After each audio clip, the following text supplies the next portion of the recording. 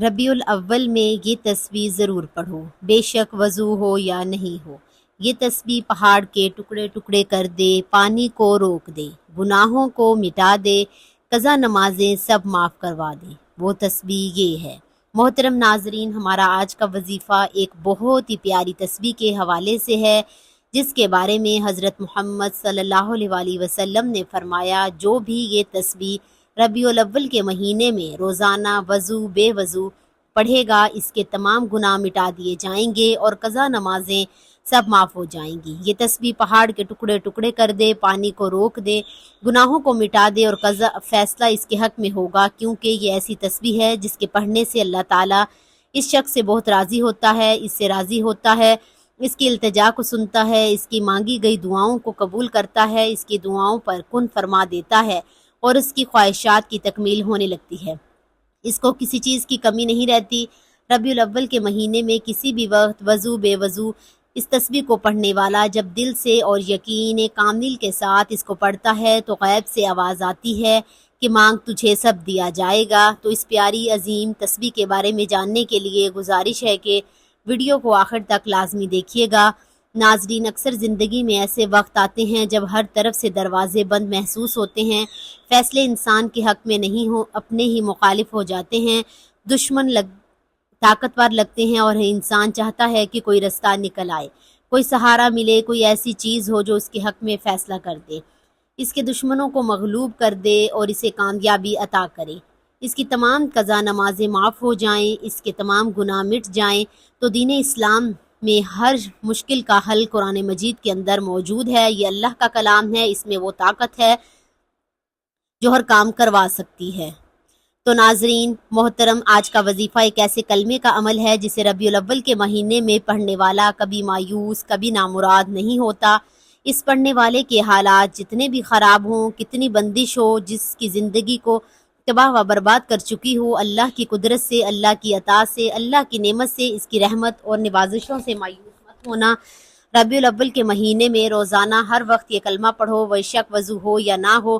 یہ کلمہ پہاڑ کے ٹکڑے کر دے، پانی کو روک دے، گناہوں کو مٹا دے، قضا نمازیں سب معاف کروا دے۔ تو ناظرین، اس عمل کے شروع میں آپ نے تعوذ اور تسمیہ پڑھنا ہے۔ اعوذ باللہ من الشیطان الرجیم، بسم اللہ الرحمن الرحیم پڑھنے کے بعد درود پاک پڑھ لیں۔ درود پاک صلی اللہ علیہ وآلہ وسلم پڑھ لیں، یا صلی اللہ علیہ محمد پڑھ لیں، یا درود ابراہیمی پڑھ لیں۔ درود ابراہیمی کی فضیلت زیادہ ہے، اسی لیے ثواب کے طور پر ایک مرتبہ میرے ساتھ بھی پڑھ لیں۔ اللہم صلی علی محمد وعلی آل محمد کما صلیت علی ابراہیم وعلی آل ابراہیم انک حمید مجید۔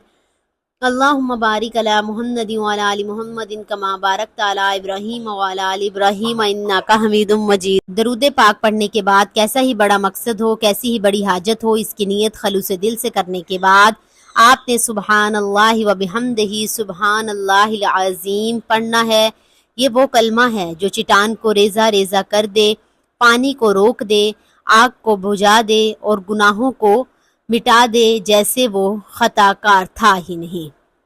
تو ناظرین محترم، یہ تسبیح پڑھنے سے گناہ معاف ہوتے ہیں، خطائیں معاف ہوتی ہیں، اور اللہ اور سبحان اللہ و بحمدہ سبحان اللہ العظیم روزانہ کسی بھی نماز کے بعد ایک تسبیح آپ نے اس کلمے کی پڑھنی ہے، اور چلتے پھرتے آپ نے اس کا ورد بھی کرنا ہے۔ نبی کریم صلی اللہ علیہ وآلہ وسلم نے اللہ تعالیٰ کی خوشندی اور رضامندی کے حصول، آخرت کی ابدی و دائمنی نعمتیں پانے، جنت میں بلند درجات حاصل کرنے اور کم وقت میں زیادہ ثواب حاصل کرنے کے لیے مختلف اعمال و اذکار بیان فرمائے ہیں اور انہیں کرنے کی ترغیب اور تاکید کی ہے۔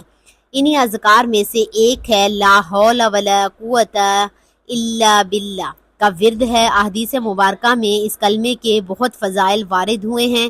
یہ کلمہ دنیا اور آخرت کی بہت سی نعمتوں کے حصول کا ذریعہ ہے۔ اس کا ترجمہ اس طرح کیا جاتا ہے کہ گناہوں سے بچنے کی طاقت اور اچھے اعمال کرنے کی قوت صرف اللہ تعالیٰ ہی کے ذریعے ہے۔ اس کلمے کے معنی مفہوم میں غور کیا جائے تو واضح ہوگا کہ اس کلمے کے ذریعے بندہ اپنی صلاحیت، لیاقت کی نفی کرتا ہے، ہر خوبی و اچھائی کا اپنی ذات سے انکار کرتا ہے، اللہ تعالیٰ کی طرف اپنی محتاجی ظاہر کرتا ہے، اور اپنی عاجزی و انکساری کا برملا اقرار اور اپنی بے بسی کا کھلے الفاظ میں اعتراف کرتا ہے، اور زبان حال کہتا ہے کہ اے اللہ، میں ایک عاجز و کمزور بندہ ہوں، مجھے گناہوں سے بچنے اور اچھے اعمال کرنے کی توفیق عطا فرما، کیونکہ آپ کے علاوہ کوئی نہیں انسان گناہوں اور برے کاموں سے بچ سکے اور نیک اعمال کرنے کی قوت دے سکے۔ الغرض یہ کلمہ لا حول ولا قوت الا باللہ الفاظ کے اعتبار سے مختصر لیکن اس کا مفہوم بہت وسیع ہے، اور اللہ تعالیٰ کی حمد و ثنا کو عمدہ طریقے سے اپنے اندر لیے ہوئے ہیں۔ اس وجہ سے احادیث مبارکہ میں لا حول ولا قوت الا باللہ کا کثرت سے ورد کرنے کی بہت تاکید آئی ہے۔ لا حول ولا قوت الا باللہ جنت کا ایک خزانہ ہے۔ متعدد حدیث مبارکہ میں لا حول ولا قوت الا باللہ کو جنت کا خزانہ کہا گیا ہے۔ لا حول ولا قوت الا باللہ کی ایک تسبیح پڑھنے کے بعد آپ نے ایک تسبیح استغفر اللہ کی پڑھنی ہے، اور آخر میں دوبارہ درود پاک پڑھنا ہے جو شروع میں پڑھا تھا۔ ناظرین محترم، یہ عمل کرنے کے بعد آپ نے اللہ کے حضور اپنے دونوں ہاتھوں کو بلند کر کے اپنے دل کی تمام حسرتیں اس کے آگے کھول کر بچھا دینی ہیں۔ بے شک اللہ سبحانہ و تعالی ہم سب سے بھی زیادہ ہماری حاجات کو جانتا ہے، لیکن دعا کرنا حکم بھی ہے، سنت بھی ہے، اللہ کی رضا بھی ہے۔ کہتے ہیں کہ اللہ کی توفیق، دعا کی توفیق انہی لوگوں کو بخشتا ہے جنہیں وہ ان کی منہ مانگی مراد عطا فرمانا چاہتا ہو، ورنہ ہر کسی کو اللہ اپنے سامنے ہاتھ اٹھانے کی توفیق بھی نہیں دیتا۔ لہٰذا نہایت خشوع و خضوع کے ساتھ اللہ کی بارگاہ میں دعا اور التجا کرنے کا اپنا معمول بنا لیجئے، کبھی کسی کے سامنے نہیں ہاتھ پھیلانے پڑیں گے۔ ناظرین کرام، آج کی اس بابرکت گفتگو سے ہمیں یہ سبق ملتا ہے کہ اللہ تعالیٰ کا ذکر مومن کی زندگی کا سب سے قیمتی سرمایہ ہے۔ جب بندہ اخلاص، یقین اور محبت کے ساتھ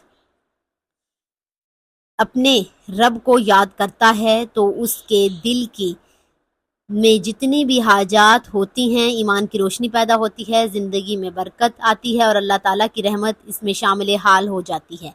اللہ تعالیٰ سے دعا ہے کہ وہ ہمارے دلوں کو اپنے ذکر سے آباد فرمائے، ہماری لغزشوں کو معاف کرے، ہمارے رزق میں برکت عطا فرمائے، ہماری جائز حاجات پوری فرمائے، اور ہمیں دنیا اور آخرت کی کامیابی نصیب کرے۔ آمین یا رب العالمین۔ ناظرین، گزارش ہے کہ اللہ تعالیٰ کے 99 ناموں میں سے کوئی ایک نام لکھ کر کمنٹس میں ضرور شیئر کریں۔ اللہ تعالیٰ ہم سب کا حامی و ناصر ہو۔ آمین۔ جزاک اللہ خیر۔